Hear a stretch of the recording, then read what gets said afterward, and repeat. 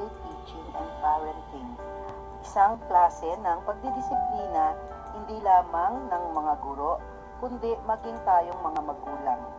Sa ating mga seminars na ibibigay sa ating Mga stakeholders, i-focus po natin hindi lamang sa paaralan, kung hindi sa ating mga tahanan bilang mga magulang. Tayo po ang unang dapat makaalam ng mga tamang pagdidisiplina sa ating mga anak. Ang DepEd Order 40 Series 2012 ay naglalaman ng iba't ibang mekanismo, iba't ibang procedure, iba't ibang kaisipan at konsepto kung paano nga po natin palalaganapin ang positibo at tamang pagpapalaki sa ating mga anak. Ayon sa pag-aaral, 80% o 80 bahagdan ng mga bata, lalaki at babae from 13 to 24 years ay nakakaranas ng iba't ibang uri ng pang-aabuso o violence. Ito po ay nakakaalarma sapagkat marami po sa mga kabataan natin lumalaki po na nagkakaroon sila ng mga hindi magagandang pananaw sa kanilang sarili, sa pamamagitan ng mga salita po natin na binibigkas sa kanila. Nais ko pong linawin na ang positibong pagdidisiplina ay hindi lamang doon sa mga nananakit. Maging ang mga salita na nakakapagpaliit sa kanilang tiwala sa kanilang sarili or naiinsulto or kinukumpara sa mga mahuhusay nilang kapatid or lagi silang pinagsasabihan ng mga bagay na nakakawala ng kanilang tiwala sa kanilang sarili, katulad ng ang tamad mo, ikaw ay bobo, ikaw ay mahirap turuan. Ang lahat ng ito ay may negatibong epekto sa kaisipan at damdamin ng ating mga anak. Hindi naman po tayo naninisi sa bawat isa sapagkat ito naman po ay realidad na wala naman po tayong paaralan kung saan natuto tayo bilang mga mahuhusay na magulang na nagbibigay ng disiplina. Ang nangyayari kadalasan, tayo po ay ginagawa natin ating pagpapalak sa ating mga anak sa pamamagitan ng trial and error method. O kaya kung ano po ang natutunan natin sa ating mga magulang o yung nakikita natin sa ating mga lolo at lola, yun din ang akala natin ay epektibong paraan. Bilang mga guro at magulang, ang una po nating dapat matanggap ay iba na po ang mga karakter o personalidad ng mga bata sa ngayon. In English, we call it the first step, bridge the generation gap. So, do not be surprised, do not be disappointed when you look at your kids and they are manifesting or behaving in a different manner. Karamihan po sa atin, inaasahan pa rin natin na kung paano or paano tayo nagre-react sa ating mga magulang, ay ganun din ang gagawin sa atin ng mga anak natin. Kaya nagugulat po tayo kapag sila ay sumasagot o nangangatwiran.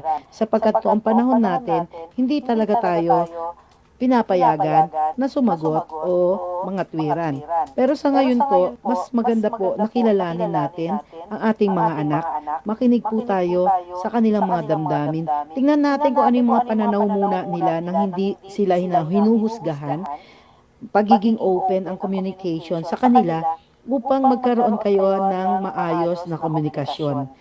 Kapag sa umpisa pa lamang ay hinuhusgahan na natin ang kanilang pag-iisip, ang kanilang damdamin, hindi tayo nakikinig sa kanilang mga ideas o kaisipan, ay hindi na po yan magsasabi sa inyo ng mga bagay-bagay kung saan matuturuan natin sila ng indirectly. Ibig sabihin, hindi po siya pautos.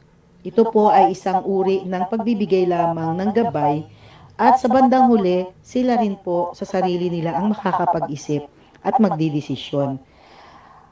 Isa pong karakteristik ng mga kabataan sa ngayon ay ayaw nila na sila ay dinidiktahan. Kaya ang pakikipag-usap natin sa kanila ay sa paraan ng pagbibigay ng mga suhestyon upang makita nila or maisip nila na sila pa rin ang may desisyon sa kanilang mga gagawin. Pag-usapan at magdiskusyon ng walang paghuhusga, walang pamimintas, tinatanggap ang kanilang kaisipan. Subukan po natin ito kung makakapag-usap na po kayo ng ganoong level sa grade 1 na anak, sa grade 2 or sa grade 3. Kung kaya nga po, habang bata pa po ang ating mga anak, kilalanin na po natin sila.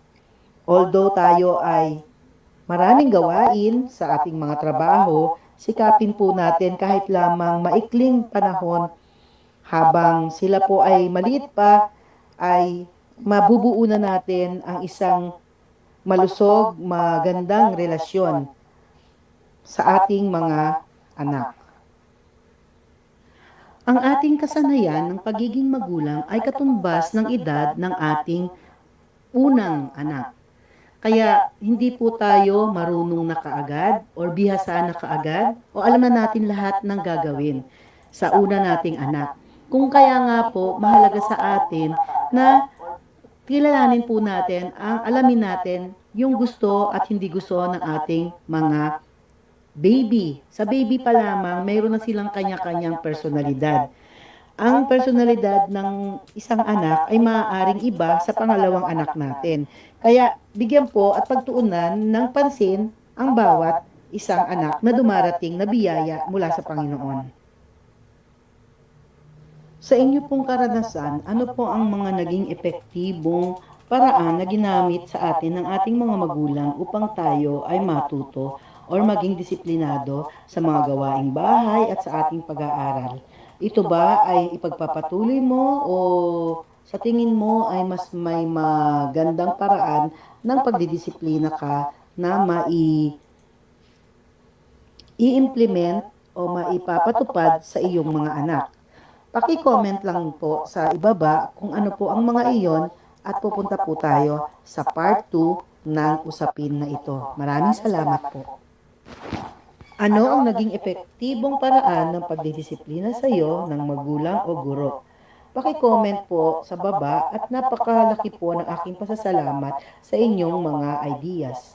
What are some of the most effective manner of disciplining from your parents or teachers? Please comment down below and it is highly appreciated if you will give your thoughts or ideas below. Thank you very much.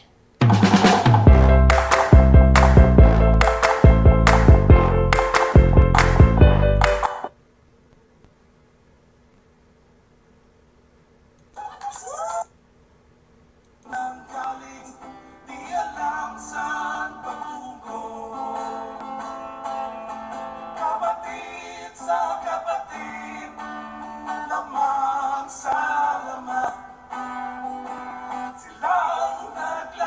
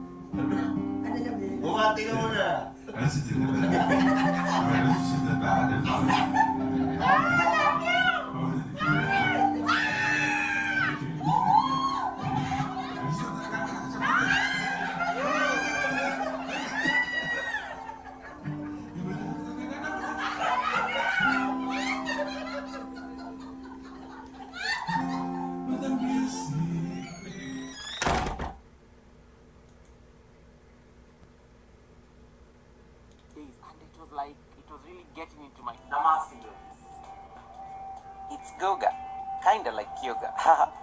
2 years in the game, 78 posters later, it is clear hip openers are the big boys of the house. In yoga, from sitting ones, lunges, squats, goddesses, hamstring stretches, including the inversions. With this foundation, I'm convinced that we are ready to take a 90-day journey towards the mother of them all.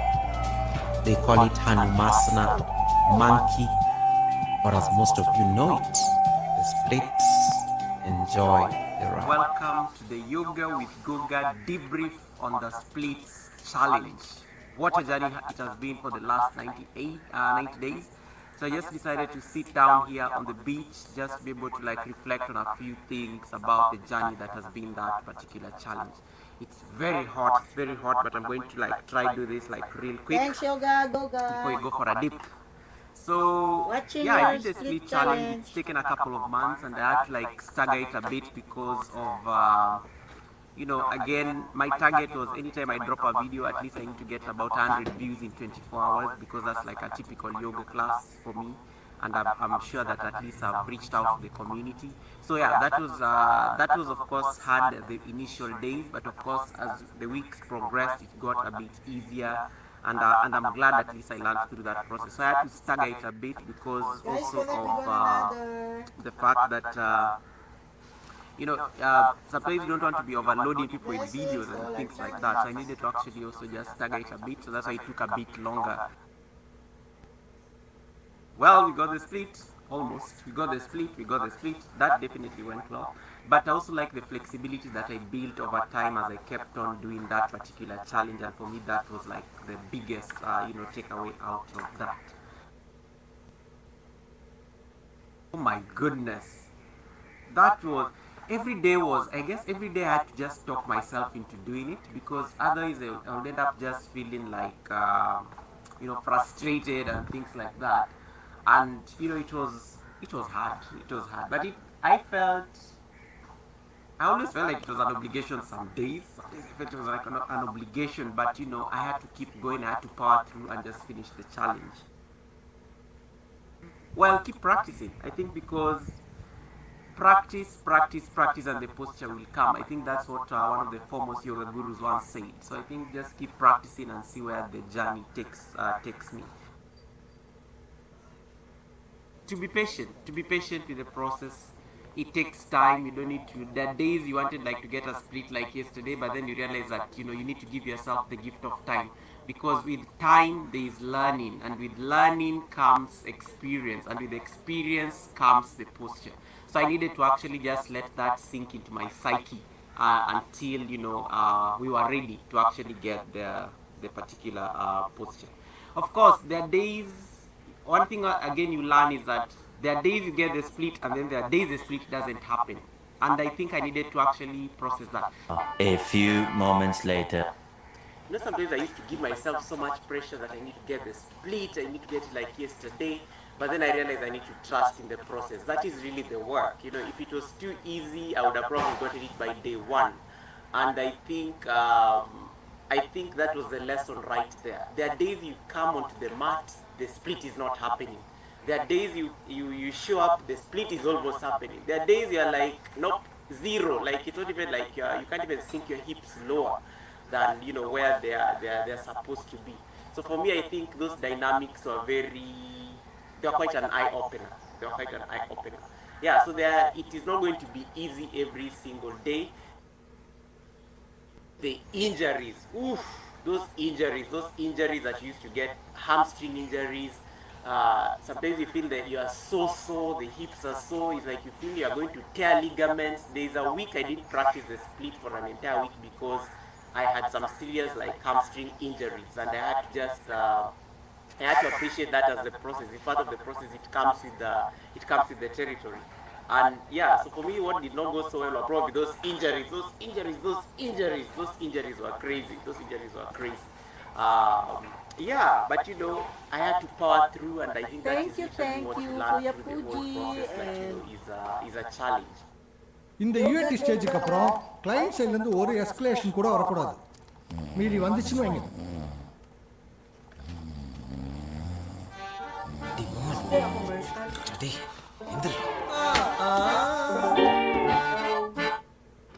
எனக்கும் மகாக்கும் கல்யாணம் நடக்க காரணமே வந்தான் என் மச்சான் ஒய்ஃபோட தம்பி. Sorry, we need to stop that. How well did you Shooting manage videos your time? daily, that was hard. That was hard because let me give you an idea. So a typical video takes about 30 minutes or maybe 25 to 30 minutes there, give or take. So you end up doing like a sequence, and you have to do like a sequence for like 25 to 30 minutes. And remember, you're like recording it. So you have to record it, you have to position the camera in such a way, the lighting has to be perfect. It was just hard sometimes. So there are days that I couldn't shoot, I had to do a live stream. And you know, live streams take a bit longer because you have to engage the audience, you have to talk to them, you have to catch up with them. So that used to take even of an hour. But the other time also just setting up the camera, trying to get locations. Sometimes the weather is overcast, the lighting is just not perfect. Sometimes you are traveling. It was quite an intricate balance of time, but you know, we had to do what we had to do. At least I used to make sure that at least I have 3 videos every week that are just waiting to be edited and things like that. Editing takes a lot of time. At some point I had to now just get into time lapse because then it becomes very repetitive, and then you realize you need to manage everybody's time. No one is going to be watching you for 25 minutes as well. So I had to like figure out how to, you know, put in that down there on the timeline. But you know, we managed. At some point, the beauty, one thing I learned through the process is that editing gets very easy. Editing gets very easy with time because now you're very like proficient at it. There are days like I could just start editing and you know now I'm done. I just need to do a voiceover on top of it. But with the time-lapse versions, I didn't even need to do a voiceover. I just put music, or I layer the music and then I use text just to describe what I'm doing. And I think that for me was a very good learning experience also for me as a content creator. I don't know what it's going to be, but you know, I will figure it out as you know, as we proceed. It's been a nice learning experience. It's been a nice learning curve. I've actually enjoyed and I've trusted the process. I think I will do another challenge. I don't know what it's going to be, but I think that I loved the structure that came with that particular challenge, and I want to see whether I can even like do more challenges, you know, going forward. The channel is going to take a bit of course, a break from uploads after this challenge as I just try to figure out a few things. So maybe I'll be sticking to live streams in the meantime, and then based on that, I will see how to, you know, to structure the next challenge. Because I need to have more yoga classes in there. We need to have more breathing exercises in there. We need to explore things like the sleep yoga. We need to explore things like, you know, cleansing techniques, because yoga is very broad. It's not just like the physical postures of the asanas. So we need to actually also look at the whole holistic aspect that is the yoga practice, and I want to actually bring in more of that into the channel. So yeah, with the time you will see those dynamics in terms of the content that I'll be putting up, and then just to broaden your mind on the whole experience that is yoga. My name is Goga, kinda like yoga. That was the best record. The splits challenge has been a learning journey. I've enjoyed doing it. I don't think I'm doing a 19-day challenge anytime soon. Yeah, it keeps the channel busy. I think the benefit with doing a 90-day challenge is that it keeps the channel busy. So ordinarily the time that you'll be wondering what content to make, at least I used to know that I have a split challenge that I need to record a video for and upload. And then people also were curious. People are following the journey with me. So I think that kept me going, because people are like, hey, how are you doing in terms of the split challenge? How are you doing in terms of the split challenge? And I think that was pretty good, just to also give you accountability. I still have hamstring injuries. Yep, for sure. I definitely still have hamstring injuries. But you know what? Yeah, scars to my beautiful. I will heal with time. So I want to do something more restorative, but I think for the next 1 month, just to be able to heal up the legs and, you know, the hips. And then now I will ease back into the crazy practice now after my restorative period. Thank you so much, everybody who helped me through this process.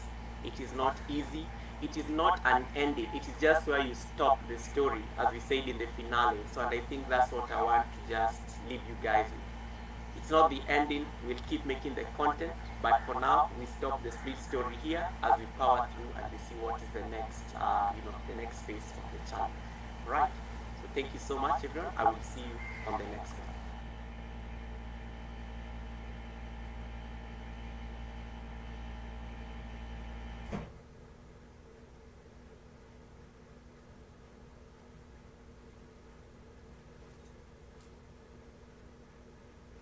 Lori Tornea Vlog, thank you. Thank you, thank you. Ayun, we're done. We're done with the video of...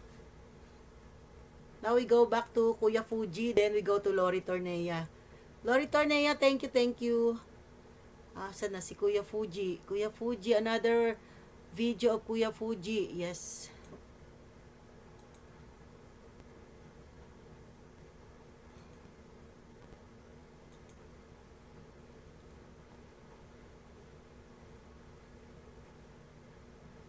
Okay, Pisa, City in Italy, it's very, ito, Magellan's Cross, Magellan's Cross.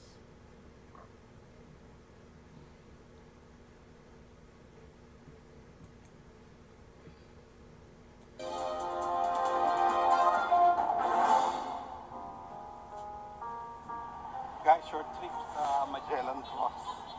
Mabilisan lang. Kasi may meeting pa tayo.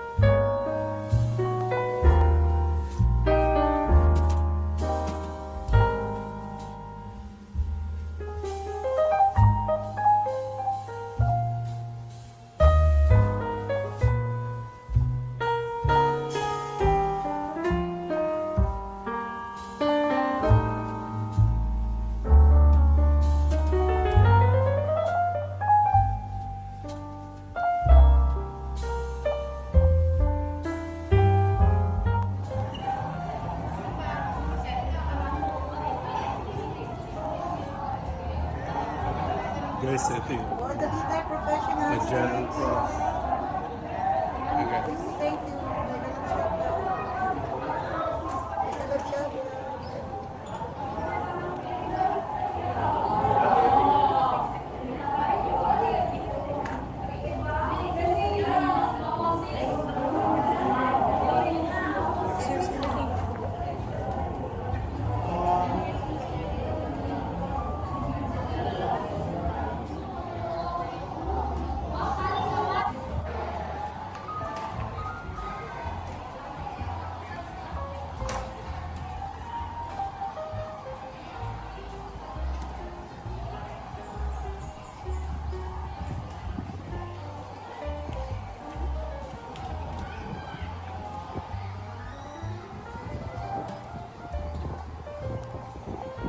David Lynn, Prepper Principal. Hello, mega love shout out.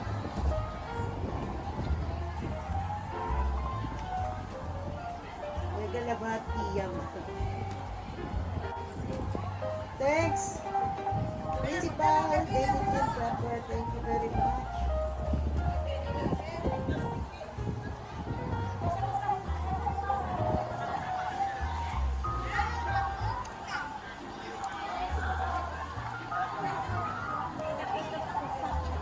You cannot get inside because it's very long.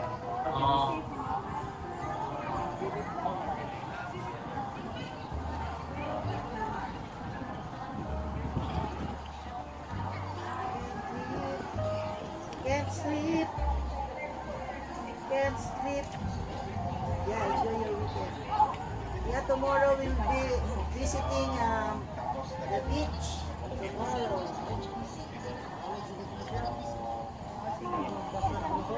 Tomorrow, tomorrow.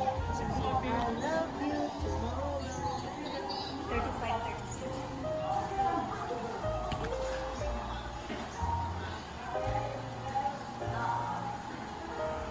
Nag-organize, ibang kulay. Ibang design.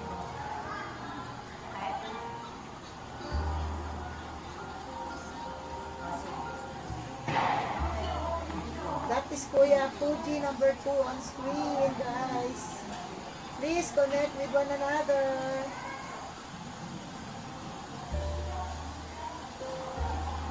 Guys, madalangin tayo sandali.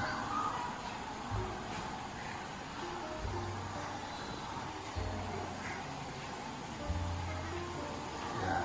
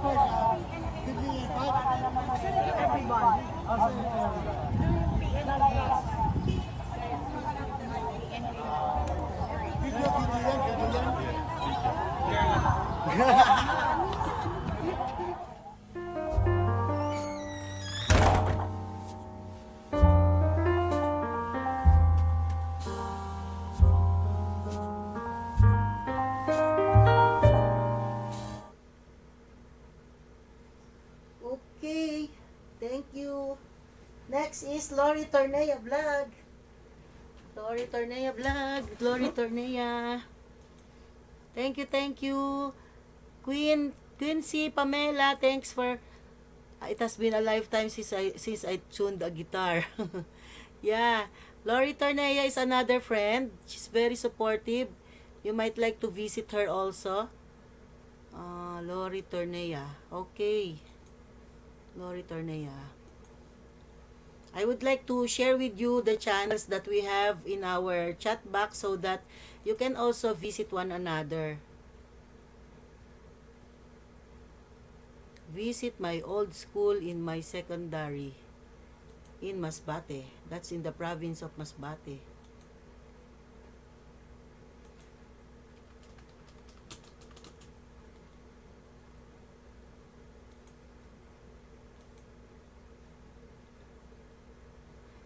Hello, Quincy Pamela.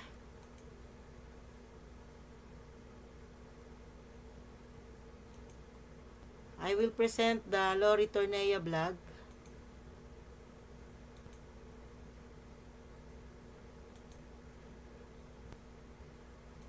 Let's remove the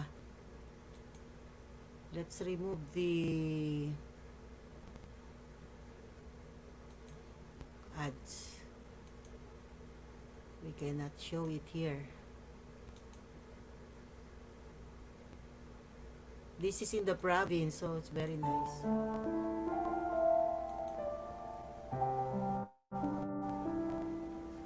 Quincy Pamela, hello. Quincy Pamela is first time in our channel. I will visit your channel.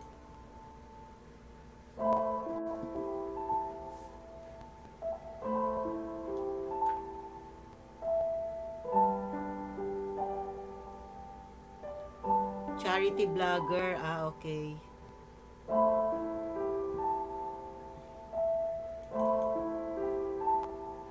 Naumpisaan ko na tong charity. Langhap tayo fresh air.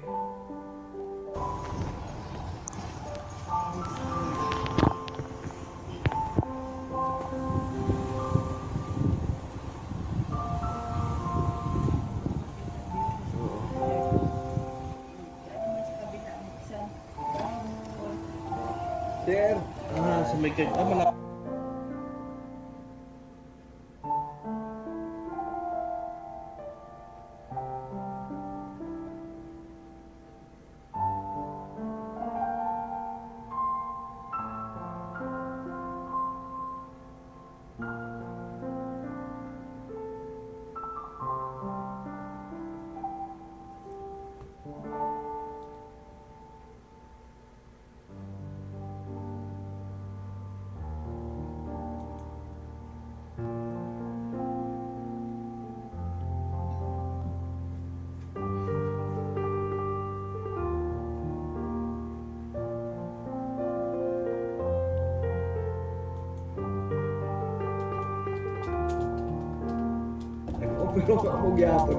Ang library ara daw sa gitna ay iba na.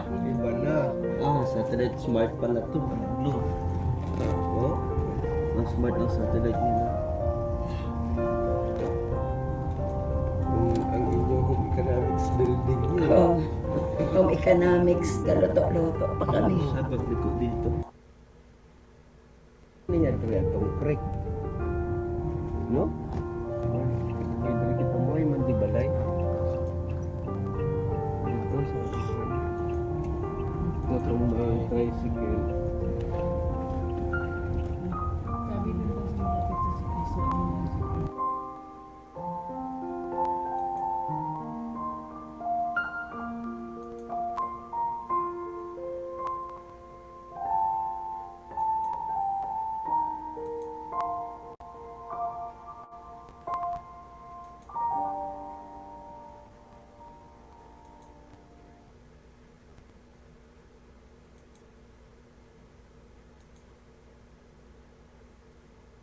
Nice view. Enjoy your weekend. Yeah, that's the channel of Lori Tornea. Let's go to the guitar man. The guitar professionals. We don't smoke marijuana in Muskogee. We don't take our trips on LSD. We don't burn our draft cards down on a main street. We like living right and being free. We don't make a party out of loving. We like holding hands and pitching woo-woo. We don't let our hair grow long and shaggy like the hippies down in San Francisco do. And I'm proud to be an Okie from Muskogee, place where even squares can have a ball. We still wave Old Glory down at the courthouse, while lightning's still the biggest thrill of all. Leather boots are still in style for manly footwear. Roman candles and sandals won't be seen. Football's still the roughest thing on a campus, and the kids still respect the college dean. I'm proud to be an Okie from Muskogee, place where even squares will have their ball. We still wave Old Glory down at the courthouse, while lightning's still the biggest thrill of all. While lightning's still the biggest thrill of all. In Muskogee, Oklahoma, USA. Next is our principal. Our principal, David Lynn Prepper Principal. Let's listen now and watch.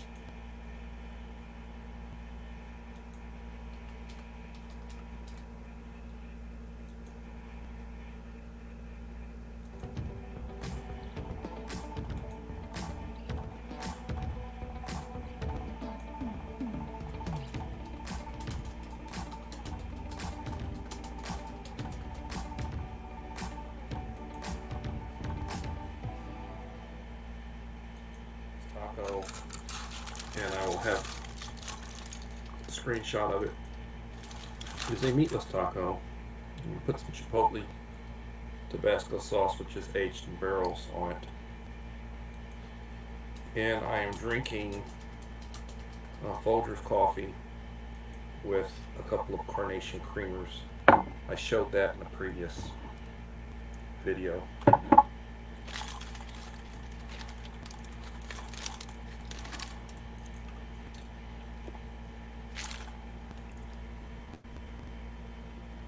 Excellent taco, and life is good.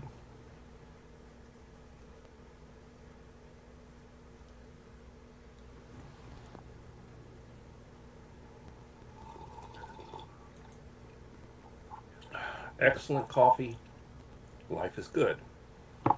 Okay. I want to talk about a couple of things that I don't want people to think I'm whining or complaining or anything. So, you know, it's like you have to laugh at certain things. For one, Mike Crusher, whose channel is called Mike Crusher Reviews. If you have not subscribed to him and you like food reviews, ration reviews, meals ready to eat, all that sort of stuff, he does very good, thorough reviews. And I'll put a link to his channel in my description. I sent Mike on the 24th, and I will show a screenshot of the tracking. I sent him, I mailed it out on the 24th of March. He hasn't gotten it yet. It's in transit, and it's delayed. So it wound up going to Corpus Christi. Victoria has a population, the county has a population of about 100,000 in the county, and the city proper's population is around 70,000. So we are surrounded by Corpus Christi about 100 miles to the south, San Antonio about 100 miles to the west, and Houston about 100 miles to the north of us. We're sort of surrounded, and we're 30 miles inland from the Gulf. So usually when I mail something out to somebody, it goes to Corpus first. It'll go south, and then it'll go to wherever. Well, it went to Corpus, and it went from Corpus to Dallas, and it was in Dallas on the 28th. So I was told that he would get it last Monday. So he should have already gotten it, and it was only in Dallas. So, well, Dallas to Ohio, I don't know. But I would check tracking, and it would tell me it's late, but it's still going. And the last notification I got as far as progress was like the 1st. So you keep asking for tracking updates, and it won't give you an update past the 1st. And we're already at, what, the 8th? And I'm embarrassed about it. I really am embarrassed about it. I told Mike, I said, you know, it's embarrassing to me. Because, I mean, Pastor Green, Justin Green, who has a ration channel, he also does Bible reviews. He's a pastor. I support him, and I enjoy his Bible studies. He does chapter Bible studies every week. And he lives in Ohio, and I've sent him a package, and he sent me a package. I mean, we've exchanged packages. And he got his in 3-4 days. I mean, I don't understand. Claudette, who won the 600 subscriber giveaway, she lives in Canada.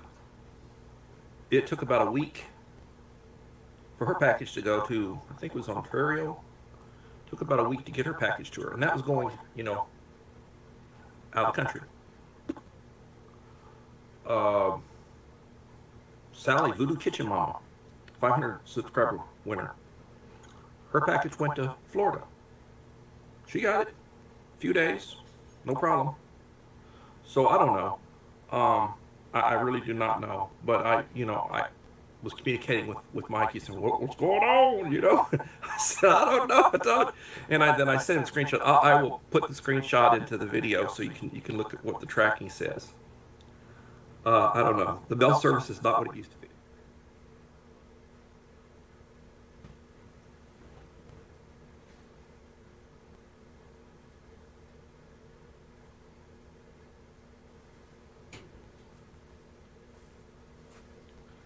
So it's Monday the 10th, and I got a text message notification this morning that the package will be delivered sometime today, the 10th, which is Monday. And again, I said I sent it out on the 24th. I showed a couple of screenshots where I took it to the post office and went to Corpus and went to Dallas, and then it got further delayed, and now they're saying, thank God, hopefully he's going to receive it. He said he'd let me know when he does. Hopefully he gets it before I do my 800 subscriber giveaway. I'm about midway there right now. This morning I was at about 746, I think. It's been slow. But, you know, it grows in spurts. I mean, I might wake up tomorrow and I'm sitting at 800. Let me go over the rules for the 800 subscriber giveaway.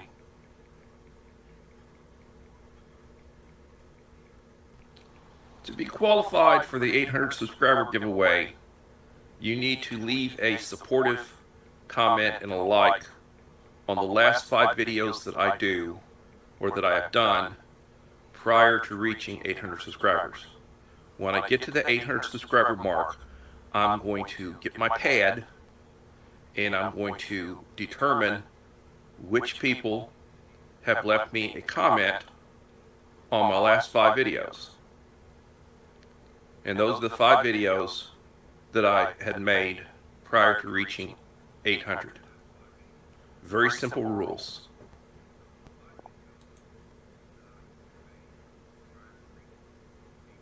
So I'd like to apologize for this video rant.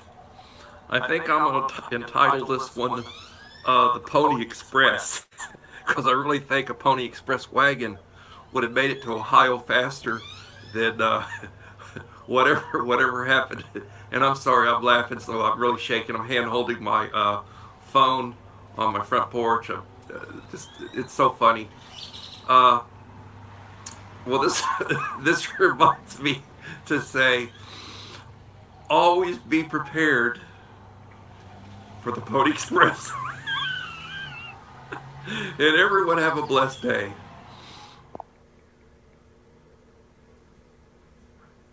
All right.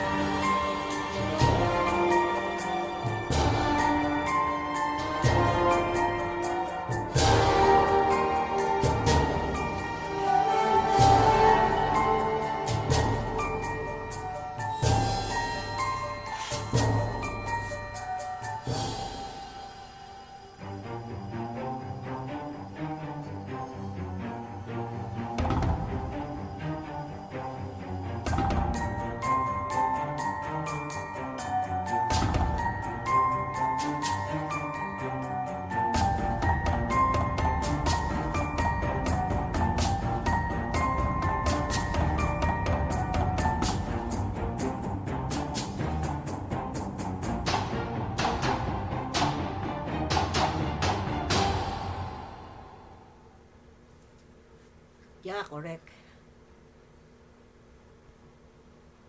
Thank you for this presentation. Now we go to Jewels of Gida about the school. How to support new teachers in the school. Ating pinag-aralan, kundi yun talagang dedication and committed ang pagiging teacher natin.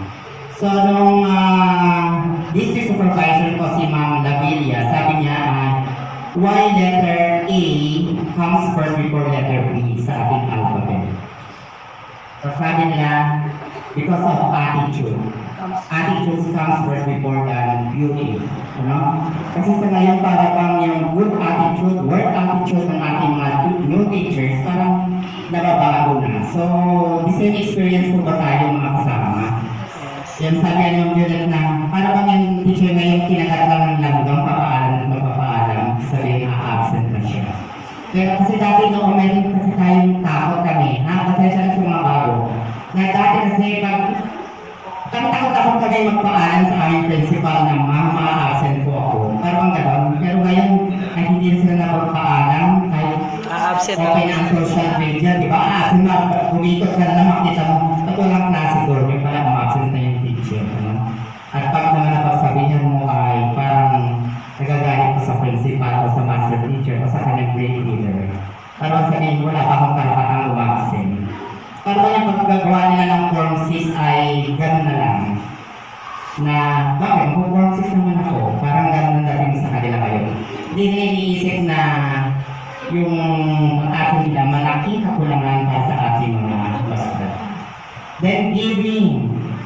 So, how can you give yung best experiences natin, yung best practices natin sa ating mga new ones, na kung hindi tayo yung tinatawag natin seasoned teachers. Kaya nga, kayo yung pinatawag dito dahil kayo yung mga seasoned teachers, marami na kayong mga experiences, marami na kayong mga best practices na na-apply, na pwede natin ma-share sa ating mga new teachers. Then, other one is, sees the leadership potential and is skilled to be developed person and is able to prompt or otherwise significantly influence that person along the so yung realization of his or her potential. So, sabi nga, ako hindi ko rin naasahan na magiging scholar ako because of Sir Chico Riporen. How to coach and how to mentor. But as a mentee, for me, I always, kasi I love what I do. I love to teach. I love to be in the classroom. So whatever they say for me is a learning experience. Kasi sabi nga yung mga mali, itatama, yung mga tama, pagbubutihin pa maigit. So, mababait naman po yung aming mga members and coaches. So, kami naman po, nakikinig naman din po kami. So, besides sa pakikinig, di-internalize talaga. And then, after that, may follow-up lagi si Head sa amin. So, talagang natututukan din po kami. So, minsan, kahit informal observation, so, nakikita niya, improve ka. So, even yung mga informal din na sinasabi sa amin, it's a really great help for us to improve yun. So, hindi naman siya mentoring and coaching talaga, you have to sit down. So, even if you meet in the hallway, tapos natap ka lang na, yung ginawa yung idea natin na pinagtulungan natin, natutunan ko kanina in the classroom. Ganun po, sir. So, it's both a working and a helping relationship between the mentor and the mentee. So, hindi lang si mentor yung, ito gawin mo. So, we need both or halfway. O para doon sa mga sinag-witness, for improvement ng mga teachers. Ano yung sinabi ni Sir na once na makita tayo ng mga needs improvement, so pwede natin siya ipasok sa ating Slack o sa ating plan na para ma-discuss pa mabuti yung ating problems or other concerns tungkol doon sa kailangan ng ating mga yung teachers. Kapag sa aking mga kasama sa heights, sa tatlo kong kasama, paano ba yung sinasagawa ang mentor?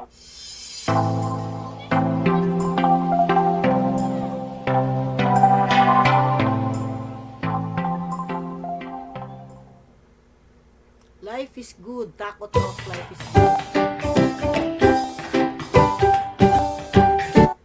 Okay, Taco. Taco, life is good. Uneducated criminals. Yeah, it's so difficult to be living in those places.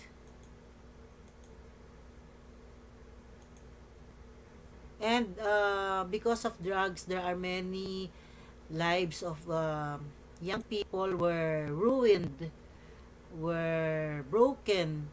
The lives were broken, the lives were endangered. They became lawbreakers, no direction because of the drugs.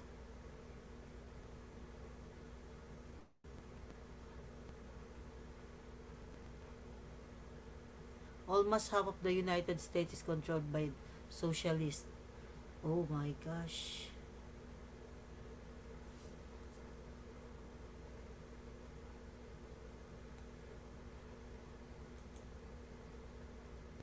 For 11 o'clock in the morning.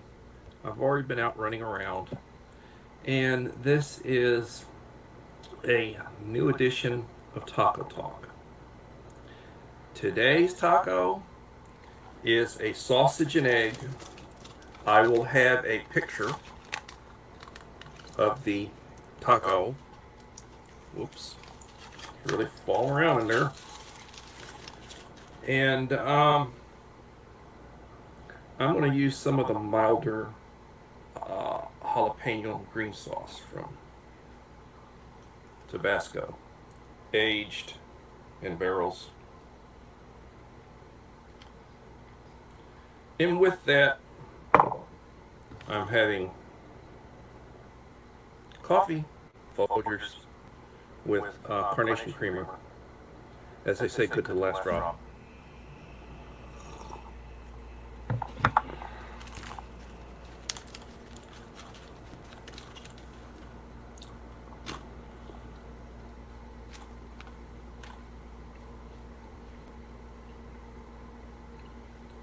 Life is good. Yes, God is good all the time. And God is good all the time. A lot is coming out. Elon Musk bought Twitter and is revealing a lot of government corruption. So there are 3 things I'd like to accomplish today in my video. The first is I'd like to go over Hello, good morning, Korean the friend. rules for my upcoming 800 subscribers giveaway. Now I did a 500 subscribers giveaway, a 600 subscribers giveaway, and a 700 subscribers giveaway in a little less than 3 months. I'm doing pretty good picking up new subscribers. So I anticipate sometimes in the coming month I'm sitting right now, I think, at about 711. I'm anticipating an 800 subscriber giveaway.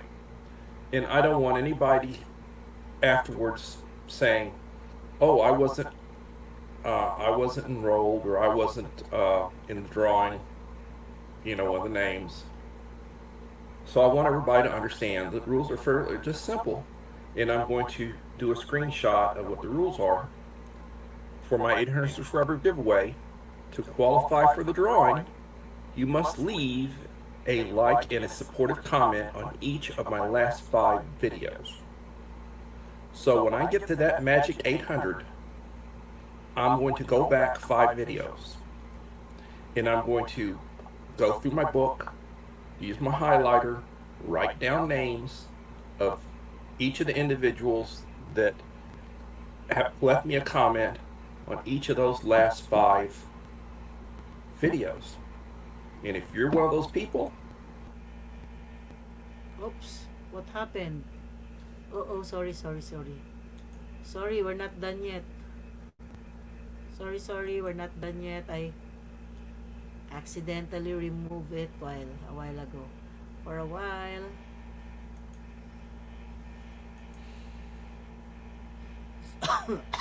It's the taco Life is Good. Life is Good video.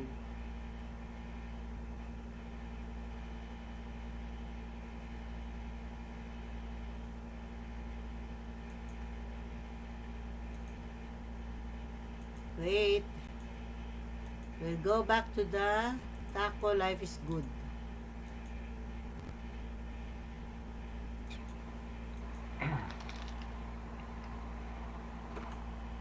an emergency poncho,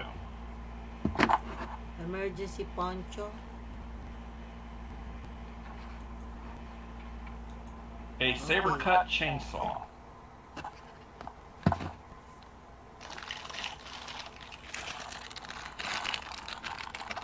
a hygiene kit with various toothbrush, soaps, shampoos, good stuff.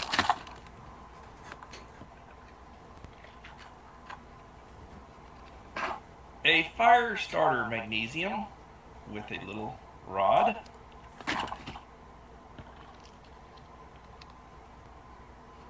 A copy of the Constitution of the United States.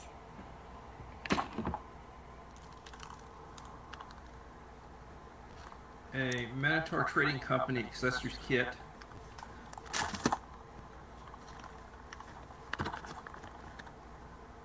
An MRE Nation accessories kit.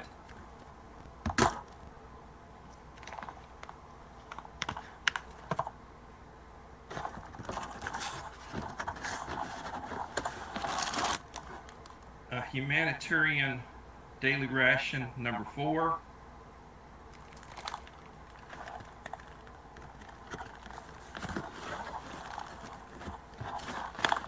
A meal ready to eat individual ration menu number 2, beef shredded in barbecue sauce. And a low sodium tobacco ration. Box is getting difficult to fill, or to get it all in there. Chicken breast with rib meat fillet in barbecue sauce.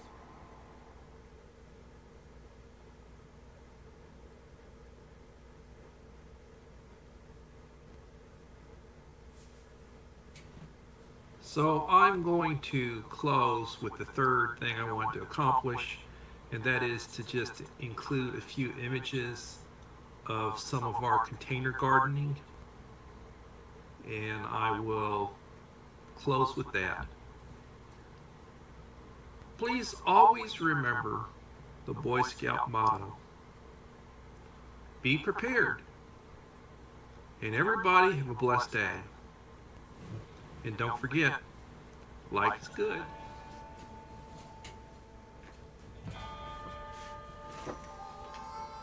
Yeah, life is good.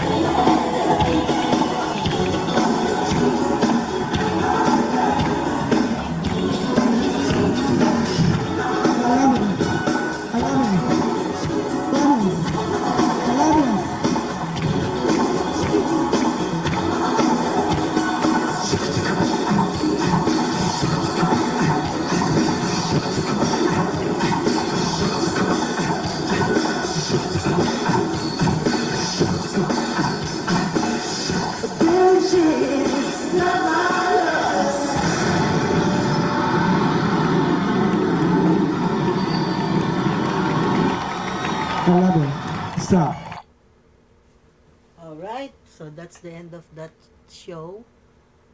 Now we go back to yoga with Goga. Yoga with Goga. Yoga. Where is yoga? Yeah, I am attending worship services and they talk about end time, so I know a little bit about that. But as they say, if you are with God and you know what you believe in, then there's no need to worry if it's really the time is up for us.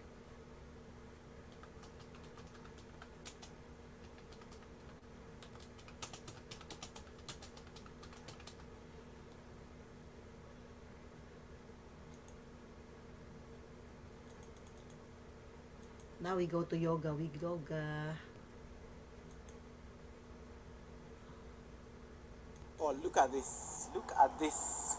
This is where I am. So I want to cross this craziness. So scary. Look at that. Like, it's so far. Like, thank God there's one crossing here, so there's no thrill to it. But let's see what this is going to look like. All right. Swinging bridges. Let me conquer my phobia for heights. I'm so scared about this, but we have to do it. We have to do it. Hold on. Let me see. So this is what it looks like. I'm over the Bagati River. Bagati is a bastardized version of Embakasi River. So this is just like at the boundary of the Nairobi National Park, pretty much. So you can see that. And then look at the bridge. It's very squeaky. Like, it's so squeaky and swingy, and then there's a river there. Thankfully, it hasn't rained, so it's not so like bad. Last time I was here, it was very fierce. The water was just like crazy. And then this is what it looks like. Like, it looks crazy. Look at that. So I've just started my trip there. So let me start from the top. So that you guys can have an idea. Whew, this is scary. So yeah, there I am. So I want to go all that distance. Okay. And then we see how this is going to look like. This is scary. This is so scary. Like, ooh. I'm walking in the center. I am not touching these railings. My biggest nightmare. Let me put the car keys in my pocket. Okay, let's go. Okay, so there we go. We are at the center. There is no going back. Yeah, so you can literally tell if my phone there falls here. All right, let's go. Let's go once again. Okay. All right. I'm at the center. Okay. I'm halfway done. That is yeah, there I am. There I am. So now I want to continue. With the craziness. Like, this is so scary. Like, I'm just trying to like progress a bit. Look at that. Then there's like nature there. Thankfully, there's nobody. We proceed. You can see me touching the railings and stuff. This is scary. Have to keep going. Keep going.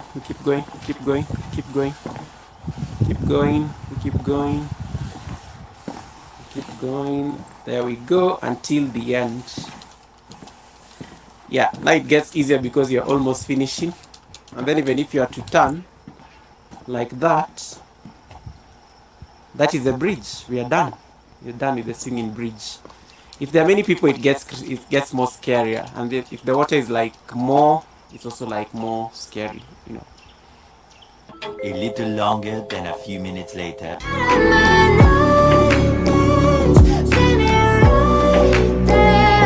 But if I lay down and I play dead and I stay dead, then will you get bored of killing me? Then will you get bored of killing me? Then will you get bored of killing me? Then will you get bored of killing me? Then will you get bored of killing me? I hope you enjoyed it.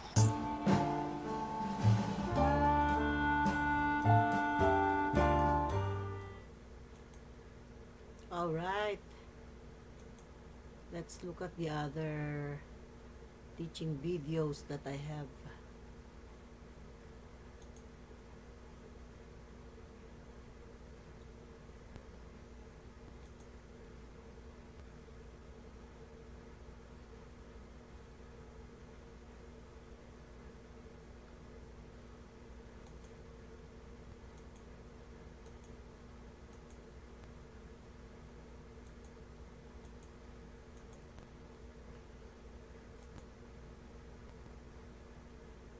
like, and comment. How can a teacher teach with a heart? And now, for our discussion, teaching with a heart. Teaching, as they say, is one of the noblest profession. We cannot just enter into this profession, especially in the Philippine public schools, if you have not passed the LET or the licensure examination for teachers. You go into rigid procedure such as EPT. You have to pass the EPT, English Proficiency Test. You will do demo teaching and panel interview, along with certificates in computers and other test the skills. These are the things that you have to do to reach the minimum points needed in the RQA, which means the Registry of Qualified Applicants.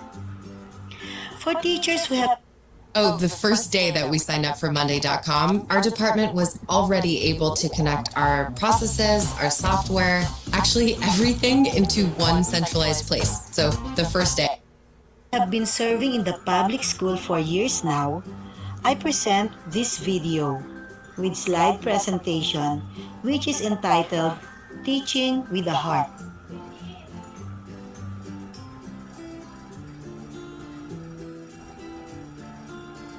Teaching with a Heart by Jewels of Gina.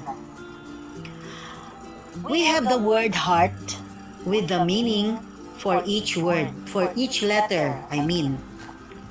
H means you are happy to serve. E, emotional quotient combined with intelligent quotient. A, always positive, right? R, realistic expectations. T, true leader.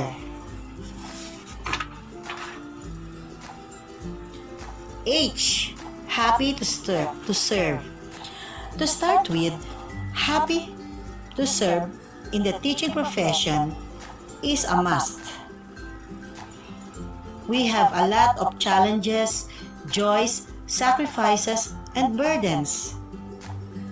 And yet, if we truly want to teach with a heart, we should be happy to do our part, which is happiness each time we teach the learners in academics, and most importantly, the values we have to impart to them.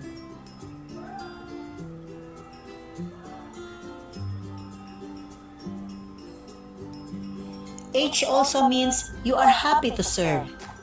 We are inspired with the challenges, joys, sacrifices, and different situations we might encounter in the teaching profession. The letter E in the word heart means emotional quotient combined with intelligent quotient.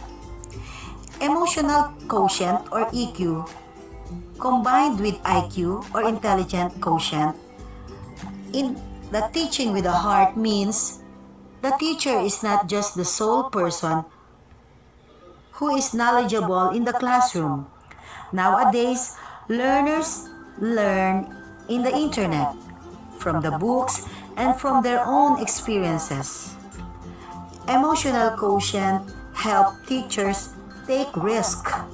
It means trying to be less bookish in their approach in learning. Rather, there should be application, or what we say street smart, use of common sense, which is not very common, and the ability to deal with diversity of stakeholders. Letter A in the word heart. Letter A in the word heart means teaching with a heart should have letter A always positive. If you have been teaching for 10 years or more, how would you react to the many changes in our curriculum, in the teaching strategies, and DepEd policies? A means always be positive in teaching with a heart. Seasoned teachers are divided into two: the burned out seasoned teacher and the passionate seasoned teacher. I hope you should be in the second category, wherein as a seasoned teacher, you don't stop growing, you don't stop improving your craft and your talents and abilities as a seasoned teacher. Ice cream, please! Pampalamig! Stay cool all summer, even when on a budget. With Carrier Optima, get up to 40% savings with its energy savings plug. Cool on a budget? Be Carrier cool. Letter R. Realistic expectation. Raise the standards without compromising. Every student can learn, just not on the same day or in the same way. So, in teaching with the heart, we have to know and we have to meet the standards and going beyond what is expected to us. But at the same time, we have the realistic expectation that not every student learn in the same way and learn at the same time. Letter T in the word heart means you are a true leader with a servant heart. Just like in this picture, we have Mother Teresa. We are all leaders. When do we start becoming a leader? We started becoming a leader since we are conceived. Be careful in choosing your friends. Who are your friends? Who are your influencers? Who are your role models? Who are your acquaintances? Who are the people you spend a lot of time with? Remember, because of wrong influence, people can do wrong and go to wrong directions.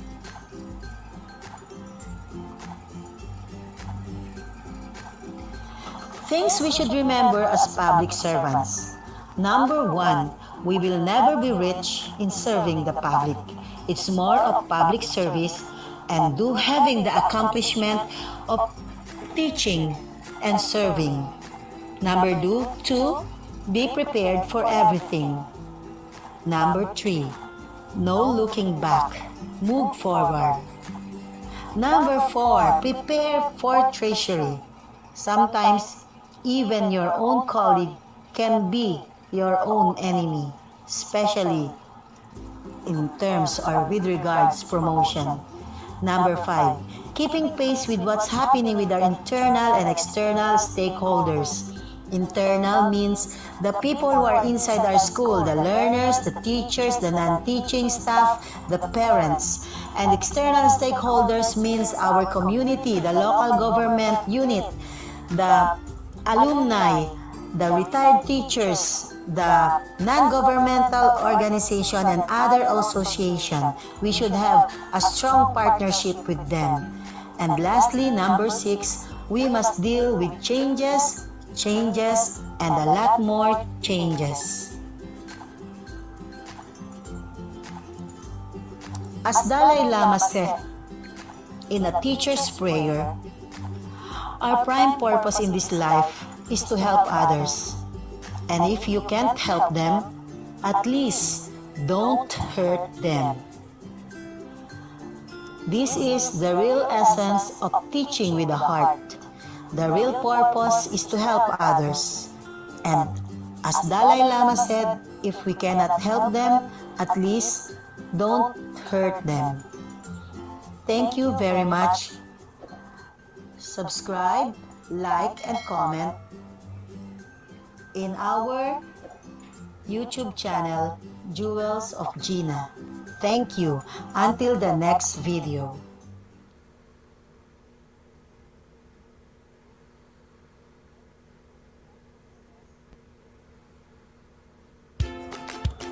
Paano ako magre-react sa change of grade or subject level assignment? Hello friends, as usual, andito po ang inyong kaibigan, inyong kasama sa trabaho, mommy, teacher, principal na Jewels of Gina. Hindi po totoo na gusto lamang pahirapan ng mga principal ang isang teacher kaya siya inililipat sa isang grade or subject level or sa ibang assignment. Tandaan po natin na ang mga elementary school teacher po, tayo po ay tinatawag na generalist. Sa ating pong 4 na taon na pag-aaral ay tinuruan tayo ng iba't ibang kaalaman kung paano po tuturuan ang mga nasa edad magmula 6 na taon hanggang 12 taon or grade 1 to grade 6.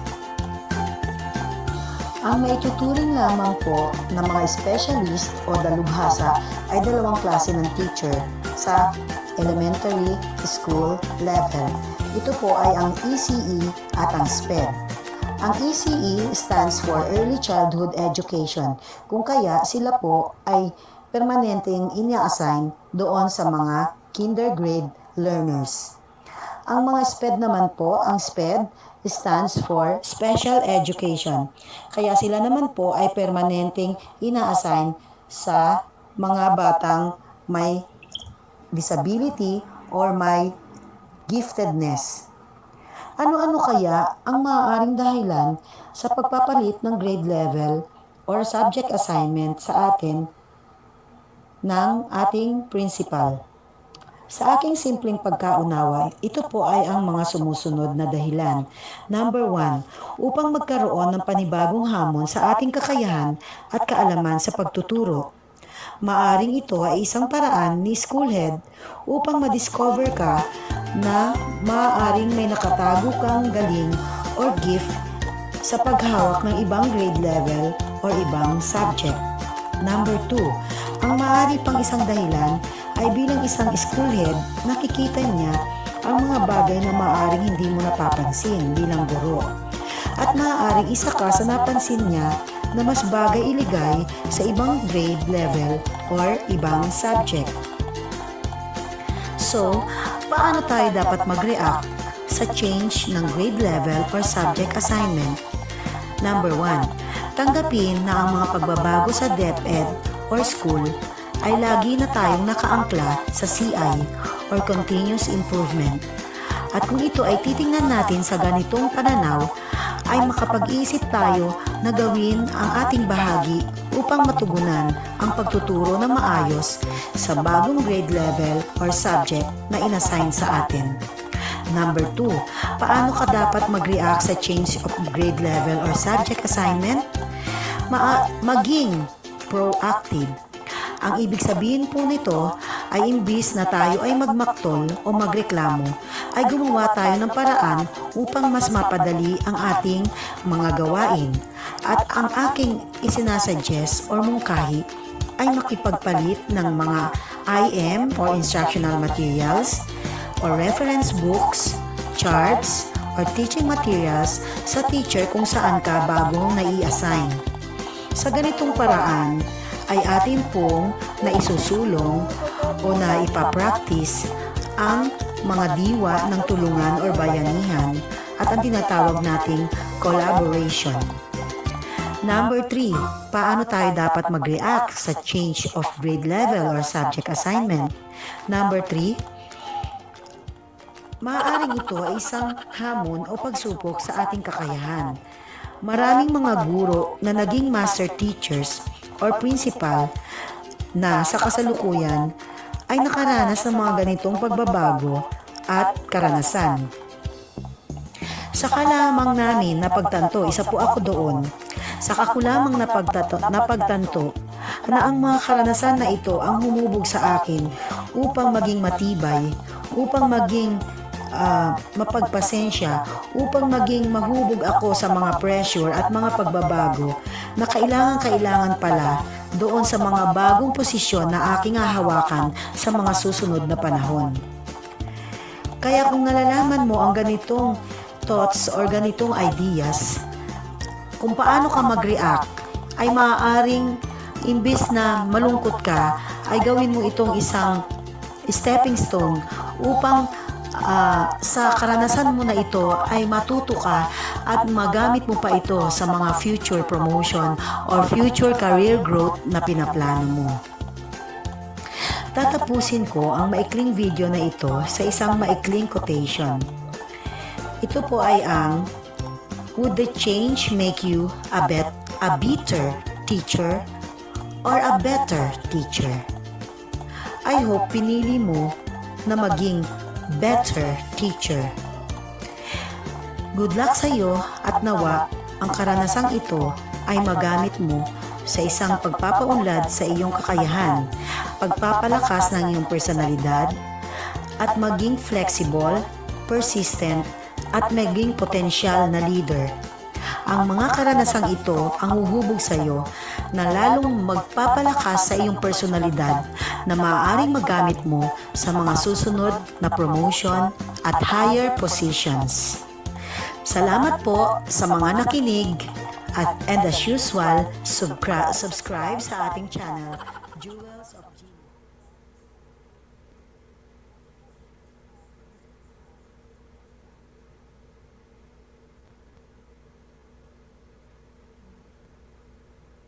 April 2019, ayan, pupunta kami ngayon sa division office. Kasama ko ang aking new teacher dito sa Heroesville Elementary School, si Ma'am Rochelle. Hello! Ayan. Napasa kayo ng wala sa oras.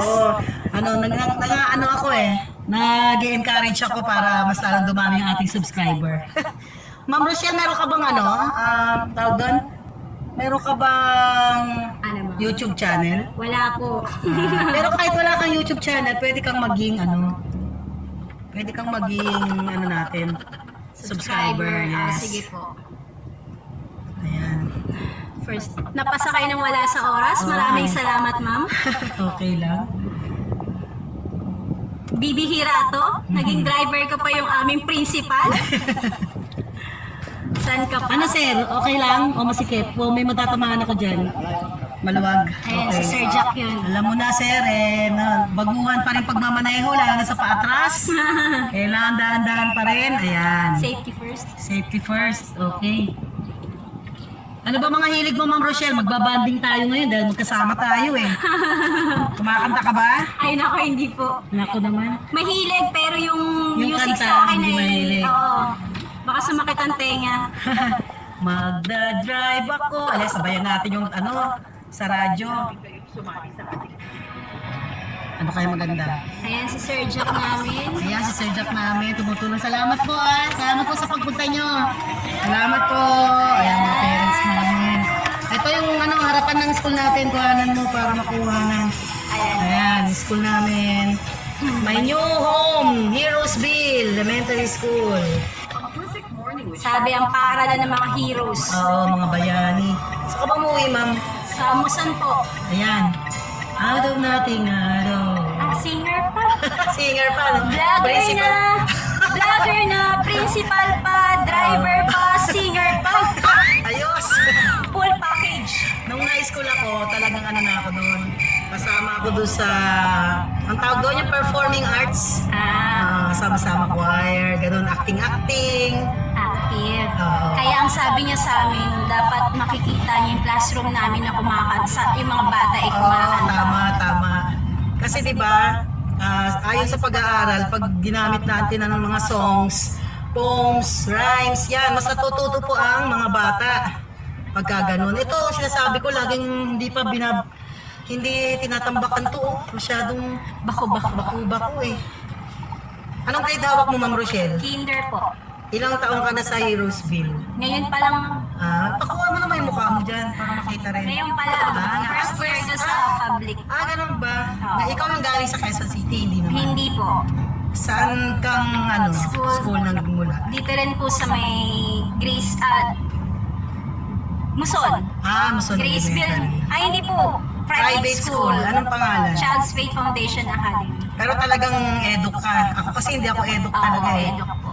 Di talagang love mo ang teaching Matagal-tagal na rin po nagtuturo. Ilang years na? Sa private po, 9. Okay. Preschool po talaga. Preschool talaga? Pinakamatagal. Eh di parang, pero may ECE ka. Meron po. Pero nasa kinder ka ngayon, di ba? Apo, nasa kinder. Kinder ba o grade 1? Parang grade Kinder. 1. Kinder. Kami po yung pinasok nyo na sa paa. Yung paa. Yung cute. Oo nga pala. Sila po yan. Kayong dalawa magkasama sa hapon eh. Yung si Ma'am din, malakas din boss ng isa si Ma'am eh. Di ba? Nag-enjoy ka naman sa mga bata. Ay, syempre po. May anak ka na. Meron na po. Mag-enjoy ka talaga sa mga bata eh. Pero malalaki na po yung mga anak ko. Ano na? 18, 17, 15. Tapos yung isang 18, tapos na yon. Grade 12 po. Grade 12. Ay, oo nga, 18 ka nga yata ngayon eh. Dati tayo noon, 19 lang. Tapos na college eh. Ngayon, mga 19, ano pa lang pala, grade 12 pa lang, ano? Yeah, ako.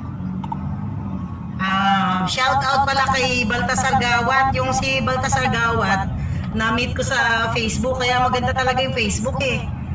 Yung kaibigan ko yan sa Ilocos, kababata ko. Ilocano ka ba? Opo, Ay, wala, Ilocano! Ay, lahat ng amin nga, buibuyang Ilocano! Naimbagal daw kanya yung amin! Okay na yun. Ayan, mga kailocanoon pala to eh. Saan ka sa Ilocos? Pangasinan, mga Tarem Pangasinan po. Mga Tarem. Ilocos Sur, Santiago Ilocos Sur kami. Pero ang Pangasinan, meron pa kayo isang salita doon.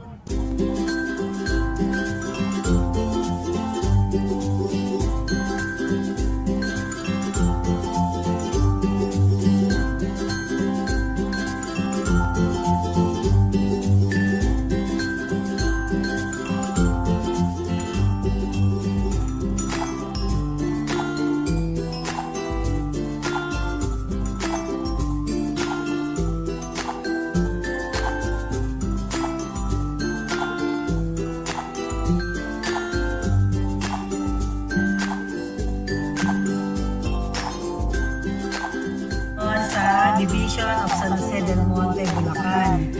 Ano siya? May school din siya dyan, San Jose del Monte Central School. Yan. Pagkagaling namin dito, mag-iwalay na kami ni Rochelle. Maiksi lang yung bonding time namin. Kasi marami ang nalaman sa kanya. Ilocano pala to. Kapitbahay niya si Justine. Anak ni Madam. Meron pa ako isa anak nasa Kawate. Baka yun ang ilipat ko dyan sa Heroes. Kasi kawawa naman sa pamasahe. Hindi na po. Ay. Siya lumasin. Yan. Sa bahay ngayon. Ito ang outfit of the day. Attend ako sa Esol Kasal.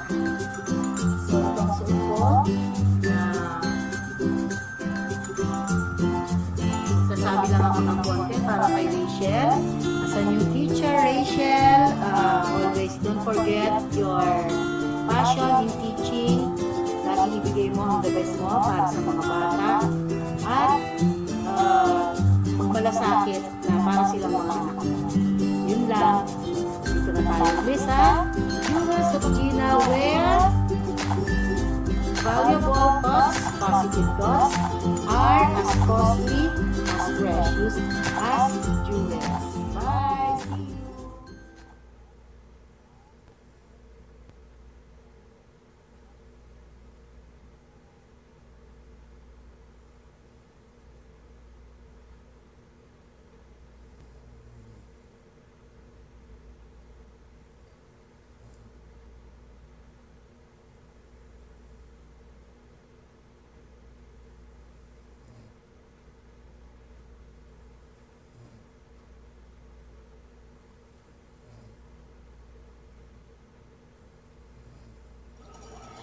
Why do principals transfer from one school to another? Why do principals transfer from one school to another? Well, hello friends, this is Jewels of Gina, sharing precious thoughts, precious gems and jewels for our minds, positivity, inner strength, and personality. I am blessed to be able to transfer from the division of Quezon City to the division of Bulacan. My first assignment was that I became an assistant principal in Sapang Palay National Trade School, headed by Mr. Alexander Angeles, where I learned a lot. Then, I was assigned to Cacahuate Elementary School and at present assigned in Heroes Elementary School. As you can see in the slides of pictures presented, these are the different activities we did in the different schools where I served. There are pictures in Brigada Escuela, learning action cells, faculty meeting, field trips, observation of classes, fun times together, bonding times together, feeding program, and other activities. In my own opinion, principals come and go to avoid familiarity with the surrounding or within the school, just like barangay captains who serve for 3 years. Principal's length of stay in one school can differ for as short as 6 months to a maximum of 3 to 4 years. We shuffle principals so that new principals can accept the new challenges, the new surroundings, and step out of their comfort zones. As the author says, this shuffling of assignment for the school heads can help prevent a sense of stagnation in both principals and teachers' work ethics. My second assignment is that of being promoted to principal item position in Cacahuate Elementary School, and then the latest is with Heroesville Elementary School, headed by Ma'am Dayan Palaganas. Principals are assigned to different schools, I think, because of 3 reasons. Number one, to prevent complacency. Both principals and teachers need to upgrade their talents and their skills as they adjust to each other when the new principal is assigned to a new school. Teacher needs to show their skills in teaching well, and principals need to show how his or her leadership contribute in both physical facilities and curriculum instruction improvement of that school. Number two reason is that shuffling of principals remove the concept of comfort zone and offer new challenges to the principal on how they can better improve the schools assigned to them as well as continue the things that have projected or started by the previous principal. Another one is that number three, some superintendents assign principals, a more experienced principal in a very needy school so that the expertise of the experienced principal can be used and can greatly impact the improvement of a very needy school. In summary, education is a continuous improvement journey. CI, as we all know it. And so, as principal, I accept that the change of station is part of it. So to all my fellow principals in the division of San Jose del Monte, Bulacan, God bless all of us and may we accept the new challenges and responsibilities that we need to do to improve our new station and continue the projects started by the previous principals. Thank you for listening and watching. Subscribe to my channel, Jewel and Gina, and comment on the things or the what do you think or what is your reaction to the shuffling or transferring of a principal from one school to another. Thank you. Bye.